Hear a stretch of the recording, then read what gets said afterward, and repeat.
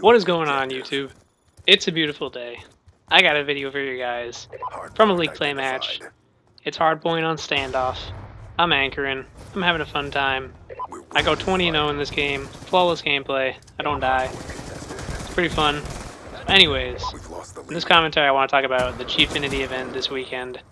It's going to be tomorrow, Saturday, July 13th, and then Sunday, July 14th. It's going to be a lot of fun to watch. There's going to be 10 teams, 6 European teams, and 4 American teams. The American teams at the event are Optic Gaming, Team Envious, Impact, and Complexity. So basically the top 4 US teams. It's going to be a lot of fun to watch. I'm excited. Then the 6 European teams are Prophecy, TCM, Ozone Giants, Unite EU, AAA, and Curse EU. So you guys might be familiar with a couple of those teams. I know Prophecy, they played at Anaheim. They did really well. They're a really good team. TCM, one of the top teams in Europe. They're an English team, I believe. With, I know Monksy's on that team. Not too familiar with the rest of their lineup, but they've been on Pro Scrims a couple times. They're a great team. AAA, that's Kataga's team. Kataga's pretty big on YouTube. He's one of the best players in Europe. He's from France, so that's going to be an interesting team to see how they do. Anyways, it's going to be a great event. It starts tomorrow at 10 a.m. GMT and ends at 10 p.m. GMT.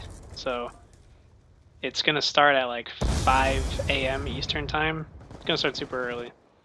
So I want to watch it. I'm considering going to bed early just so I can wake up and watch it. I'm excited. It's going to be a lot of fun. And how it works is there's two pools of 5 teams each. There's going to be one of the pools I know has Complexity and Optic in there. I think Prophecy's in that pool.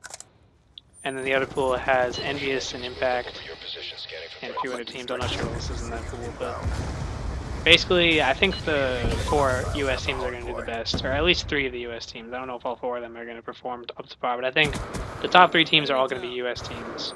And I'm pretty sure only the top 3 pays out of this tournament. Not positive. But it's an invite-only tournament. I don't know if I mentioned that. It's going to be a lot of fun to watch. And I think that, or actually there's a different rule set for this tournament. I don't know if you guys know or not. But it's basically the US rules. The only difference is that there's no millimeter scanner, no LMGs, no shotguns, no SMR. There's no assault shield. There's no... There's no sentry gun as a kill streak, and there's no awareness. So it's going to be a little bit... There's a lot of things they have taken out as opposed to the MLG rules. And MLG's been thinking about adopting like some of this rule set. I know a lot of pro players have been complaining about sentry guns in CTF, because if you get a sentry gun in CTF, like it can be game over a lot of the time. If you're up a flag and it takes them... Like it's going to take them an entire like 2 or 3 minutes just to take out that sentry gun. And then like when you set up with 8 trophies on it, the only way for them to take it out is with Black Hat and Engineer, and you can see them coming. So like it's not easy to do that. You have to get pretty close to the sentry gun.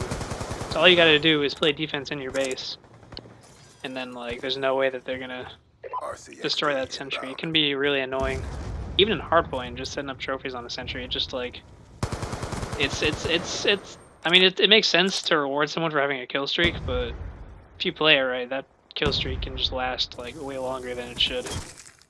So most people use the War Machine, which I like that. It's fun to see. It makes you basically have to put on Flak Jacket. It's not overpowered because there's like a pretty hard counter to it. Like you can put on Flak Jacket and then the War Machine isn't as useful. Like with a sentry gun, you can throw EMPs at it, but they can use trophies and they can counteract that. They can take measures to protect the sentry gun, so it's not like you can just straight up counter it, you know? It takes a lot of work. You have to really go out of your way to do it. With the War Machine, all you gotta do is put on Flak Jacket, and that's it.